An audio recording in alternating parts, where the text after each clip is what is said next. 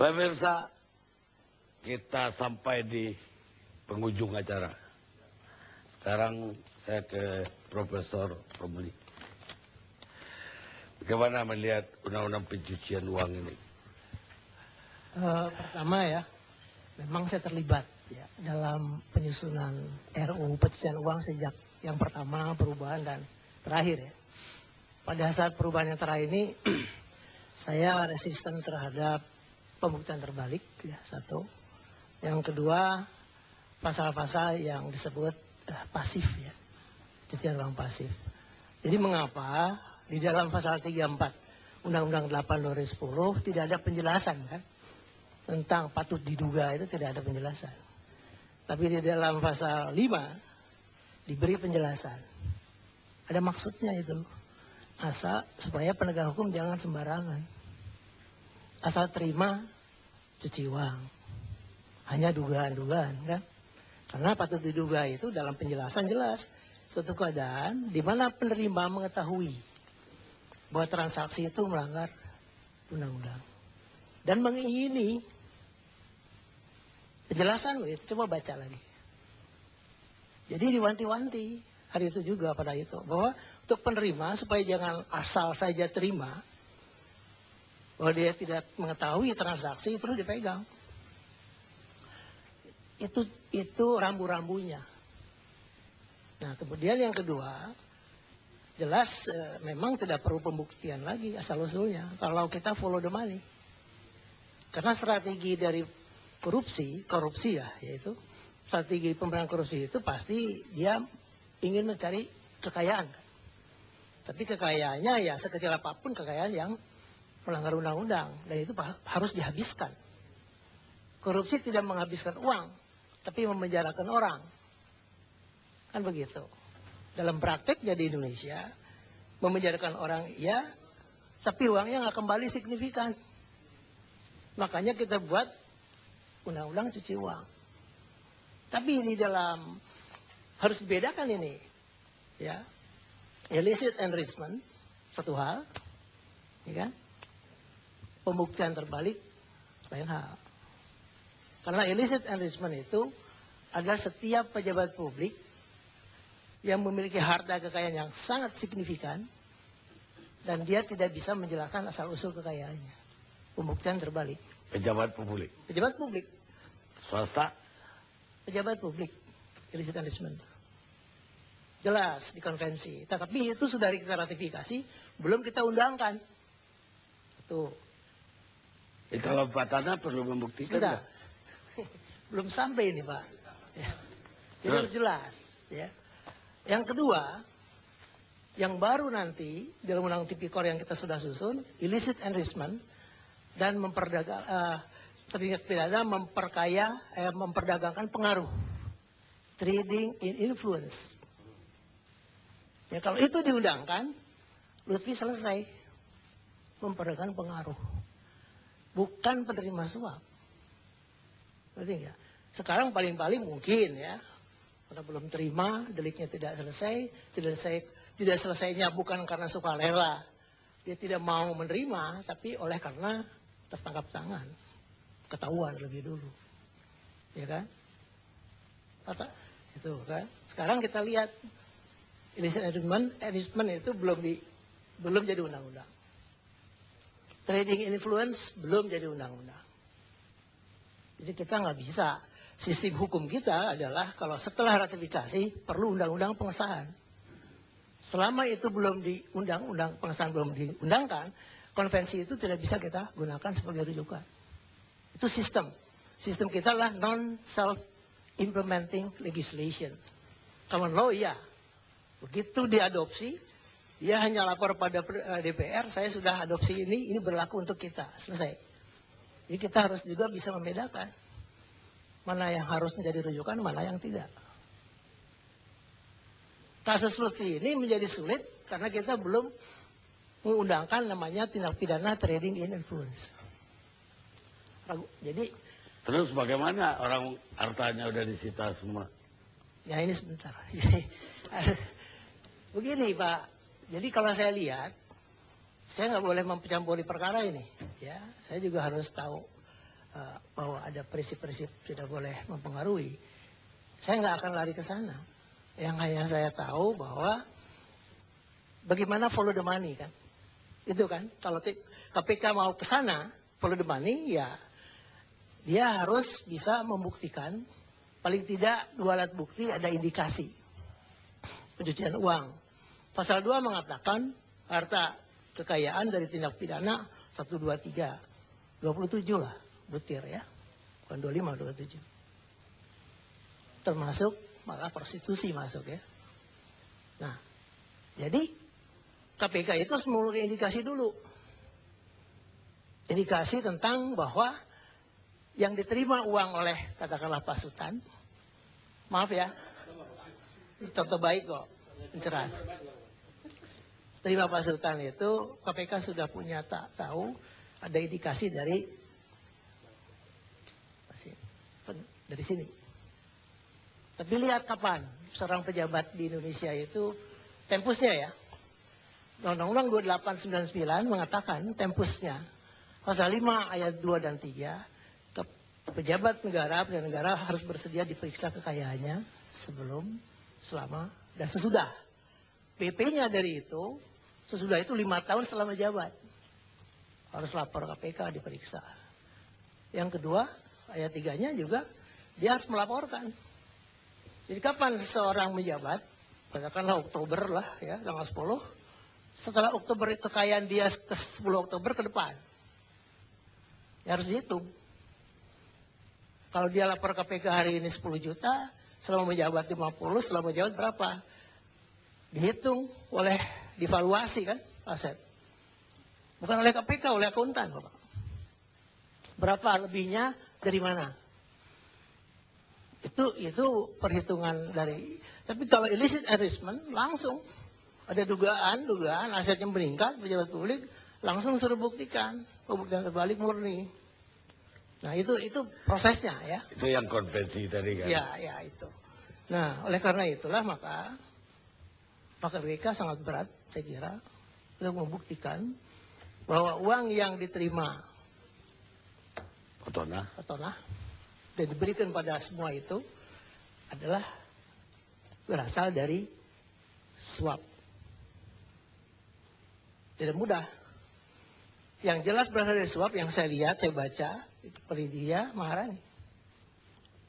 1 M dikurang 10 juta kan. Tapi yang lain-lain itu dari mana? Karena KPK harus punya indikasi baru.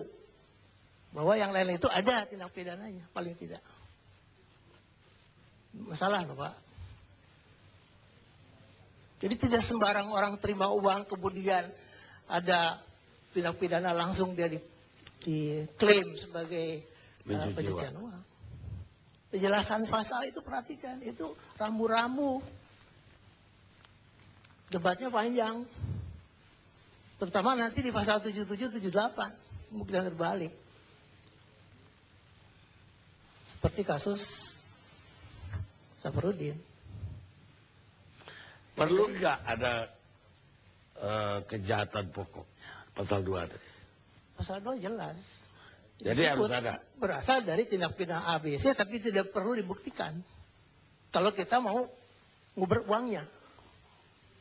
Kalau kita mau membuktikan kesalahannya ya buktikan undang-undang korupsinya gitu. Undang-undang yang mengatur terorismenya misalnya gitu. Jadi begitu dia KPK punya inisiatif ini korupsi, tapi dia lihat ada harta banyak, dia lari ke cuci uang, tapi dia harus yakin betul uang-uang di sana itu dari sini. Dari offense. Jangan dikira-kira nggak boleh. Jangan dicari yang lain. Nggak boleh.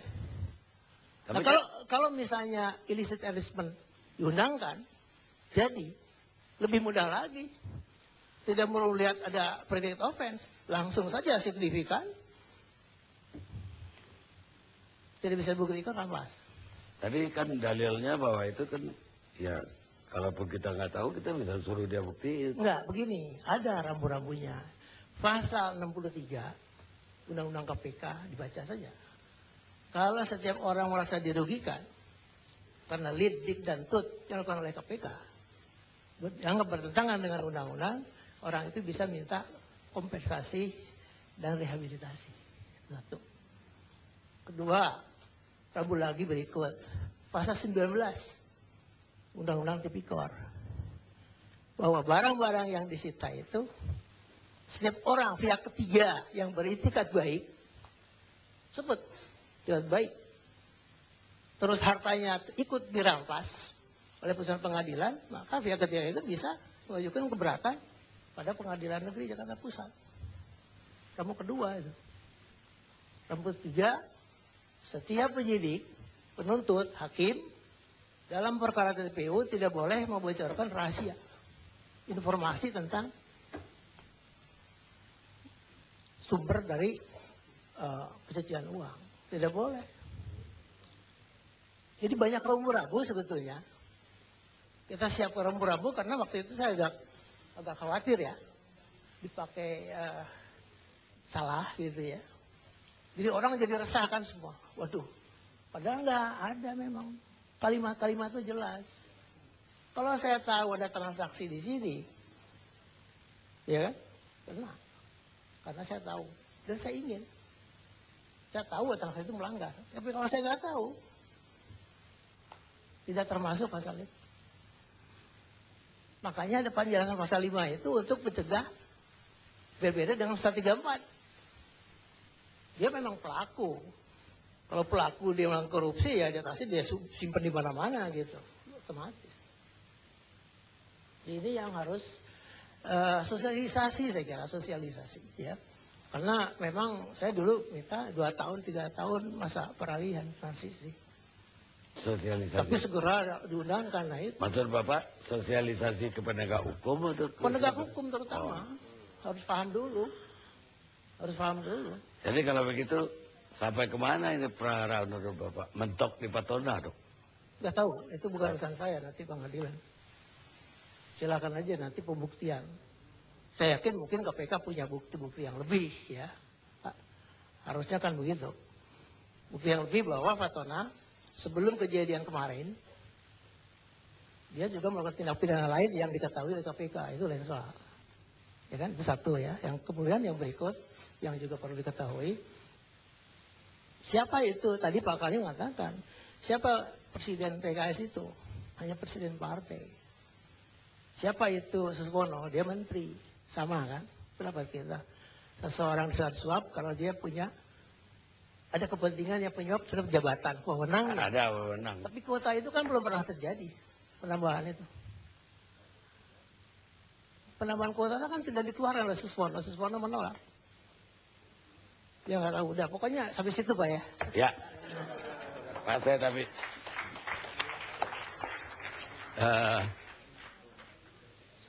saya tidak masuk secara teknis seperti Profesor Romli.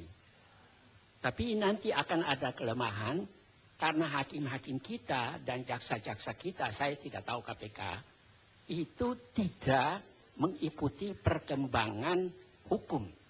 Bukan saja di Indonesia tapi juga di luar negeri. Dan saya lihat putusan-putusan hakim kita itu pada umumnya masih jauh lebih buruk daripada zaman Hakim Maengkom dalam kasus Jungslager. Yaitu kira-kira 50 tahun yang lalu. Ya, kenapa Pak begini ya? Saya tidak akan masuk karena saya lihat ada beberapa pengacara, bukan saja hari ini tapi di masa lampau juga, berbicara yang teknis, meskipun itu belum diatur dalam undang-undang, itu mungkin karena terpengaruh atau terjebak dalam pertanyaan Pak Karni, sehingga mereka sebetulnya melakukan contempt of court. Dan saya yakin banyak, karena meskipun saya lulus tahun 59, ya, dan kemudian pensiun tahun 65, tapi saya tetap masih sampai hari kemarin masih tetap membaca, dan masih sampai tadi masih tetap berdebat mengenai banyak masalah. Kenapa? Karena putusan-putusan kita, hakim kita ini, saya berani mengatakan, tidak tahu merumuskan holdingnya itu. Yang mereka kadang-kadang tidak ada obiter diktanya. Sehingga kasus seperti Barreskrim itu bisa terjadi, dan kasus seperti mantan ketua KPK itu bisa terjadi. Itu yang pertama. Kedua, kalau hakim-hakim kita itu cukup cerdas, barangkali tidak perlu cerdik dan banyak membaca, dan saya kira ini salahnya hakim-hakim di Mahkamah Agung. Itulah sebabnya saya ada bikin suatu tulisan singkat. Saya juga lama-lama tidak sepakat dengan hakim-hakim yang langsung diangkat duduk di Mahkamah Agung tanpa mempunyai pengalaman apapun. Hanya cuma karena 10 atau 15 tahun pengalaman di bidang hukum. Bagaimana mereka mau merumuskan? Mereka sendiri, saya sendiri pernah menguji seorang hakim agung. Yaitu, saya tanya, waktu itu belum ada dissenting opinion, dia tidak mengerti. Apalagi tanya holding dari hakim-hakim sekarang ini. Meskipun ketua MA sekarang ini juga murid saya. Kalau tanya holding, saya tidak tahu apa dia bisa jawab apa enggak. Nah, kalau kasus seperti yang tadi dikemukakan oleh Profesor Romli itu kesulitan, saya kira kalau orang KPK cukup cerdik, ya toh, meskipun itu tidak diatur dan belum terperangkap di dalam hukum positif, saya kira mereka dengan mempergunakan interpretasi futuristis atau interpretasi apa itu? Kalau tidak futuristis atau interpretasi antisiparan, mestinya mereka bisa lakukan itu. Kalau kasus itu berapa perempuan yang terperangkap itu, Pak Karni, itu saya kira itu apesnya saja itu. Saya mau ingatkan Pak Karni terhadap Sajak Rendra 46 tahun yang lalu. Sebetulnya kalau dibaca sama saja. Saya baca sebentar ya Pak, supaya ini bisa barangkali membangunkan orang-orang yang sudah tertidur. Dan kau Dasima, kabarkan kepada rakyat bagaimana para pemimpin revolusi, barangkali sekarang dikatakan bukan pemimpin revolusi, tapi pemimpin pencitraan. Kayak itu kan. Secara bergiliran memelukmu. Bicara tentang kemakmuran rakyat dan api pencitraan, bukan api revolusi. Sambil celananya basah dan tubuhnya lemas terkapar di sampingmu, ototnya keburu tak berdaya. Itu Rendra sudah tulis. Sekarang saya kira sama saja, meskipun ada obat-obat baru, obat biru atau segala macam obat. Omong kosong itu. Saya terus terang dari tadi tidak yakin. Saya tidak usah minta maaf, apalagi kalau para politikus bicara. Kalau para politisi mungkin saya bisa pertimbangkan, tapi kalau para politikus saya tidak percaya sama sekali. Itu seperti kata pepatah, een vos verliest wel zijn haren, maar niet zijn streken. Seekor serigala kehilangan bulunya, tetapi tidak perangainya. Saya belum melihat gejala-gejala bahwa negara ini akan tambah baik. Saya tidak yakin itu. Kalau secara hukum barangkali, tapi begitu hukumnya disusun, nanti Pak Kane, kalau Tuhan memberi usia yang panjang, kita akan lihat. Setelah nanti 2014, ini kan sekarang ini kan orang sedang mengatur strategi bagaimana supaya setelah 2014 saya lolos, tidak kena, macam-macam. Kan cari selamat semuanya ini masing-masing ini sekarang ini. Dan tidak mungkin ada apa itu yang seperti di Turki, yang officer yang muncul, kemudian menggebukan apa yang dinamakan tadi, bukan revolusi, tapi apa namanya? Restorasi. Itu hanya permainan kata-kata saja, Pak, menurut hemat saya.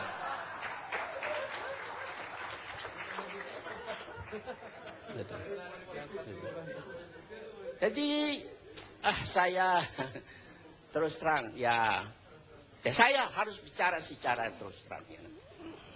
Kalau kita mau bikin perbaikan, kalau boleh saya titip pesan, sudah titip pesan beberapa kali kepada tokoh-tokoh Demokrat, tapi tidak pernah diteruskan.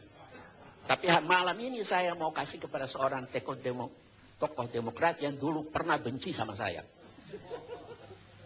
Iya kan? Tolonglah, sebelum Anda turun dan Anda dihakimi oleh sejarah, perbaiki keadaan sekarang ini. Kalau tidak Anda akan dimaki-maki seperti orang memaki Soeharto. Percaya saya nanti. Jadi bangsa ini malang banget dong. Kalau penegak hukumnya sampai ke hakimnya tidak ngerti tentang hukum. Bagaimana dengan nasib bangsa ini, Pak? Ya, itulah, Pak. Bapak lihat aja bagaimana kita melaknatkan Tuhan demi keadilan berdasarkan Ketuhanan Yang Maha Esa. Itu sejak Pak Harto, saya sedang kumpul tulisan-tulisan saya bilang, demi keadilan berdasarkan Pancasila. Tapi dibilang Ketuhanan Yang Maha Esa memeras gratifikasi seks, macam-macam. Bayangkan hakim-hakim tidak pernah terpikir bahwa ada hakim yang minta gratifikasi seks. Itu sudah kurang ajar lagi. Bangsat itu namanya itu. Nah,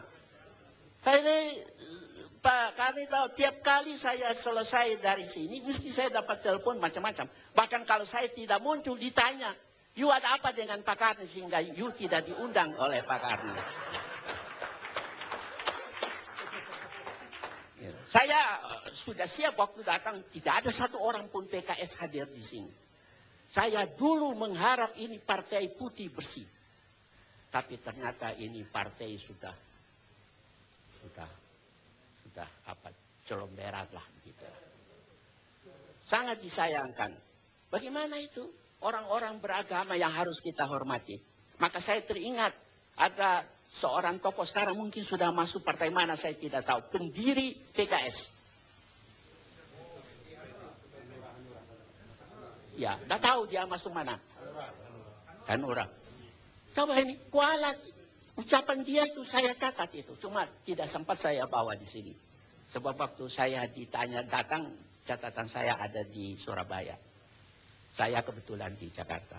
Baik. Tapi saya berterima kasih Pak Karni untuk kesempatan yang diberikan kepada saya. Saya kira kalau kita tidak berani berbicara untuk memperbaiki bangsa dan negara ini, masing-masing akan bertanggung jawab nanti di akhirat.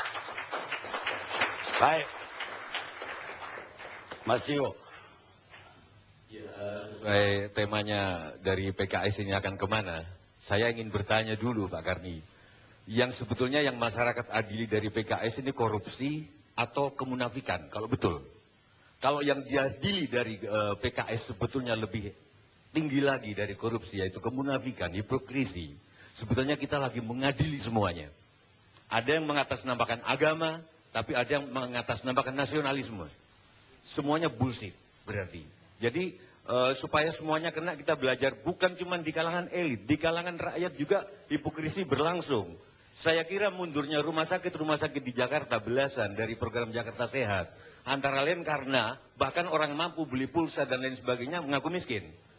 Jadi persoalan bangsa ini, persoalan hipokrisi, salah ideologi sudah mati, benar Pak Karni bilang tadi sejak Nasakom terus Azas Tunggal sekarang mati.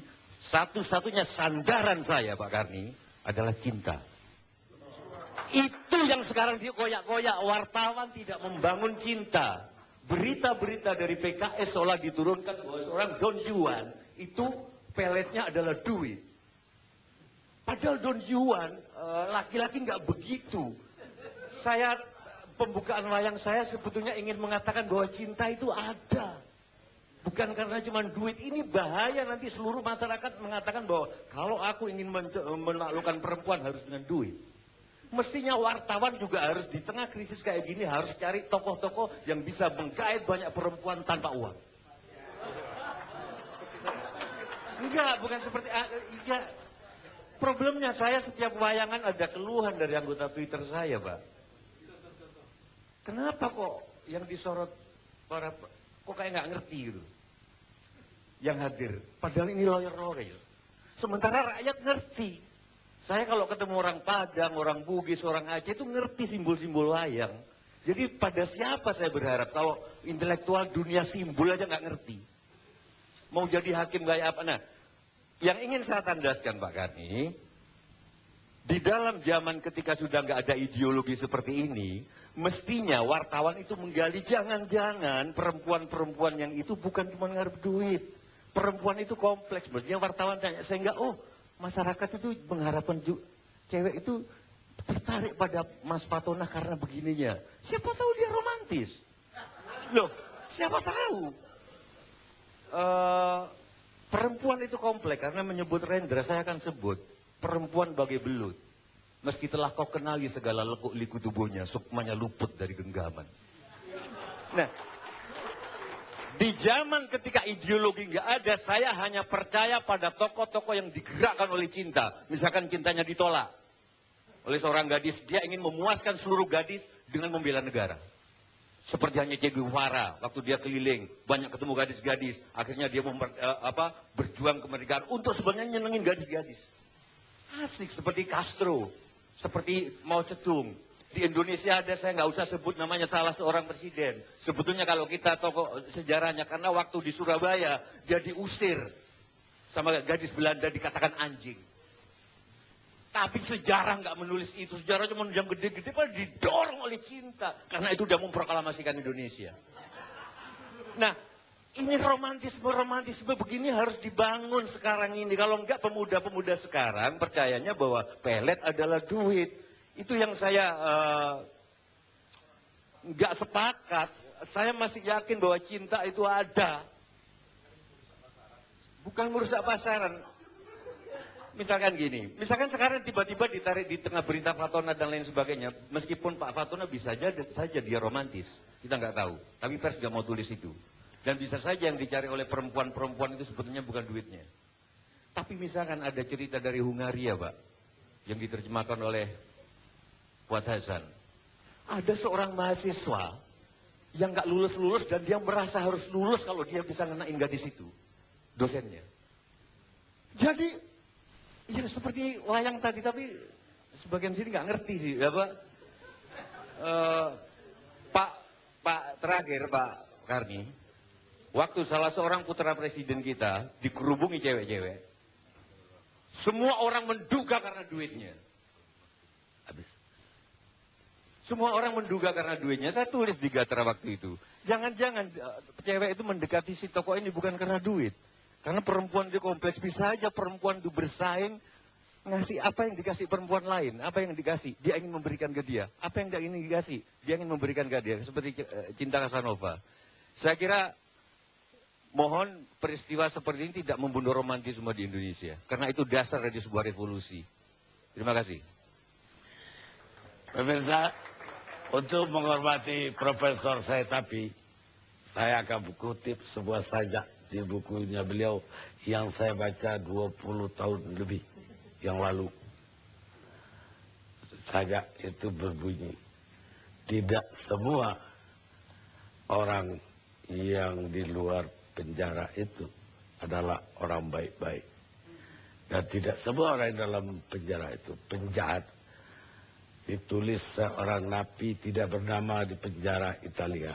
Kita ketemu LC yang akan datang.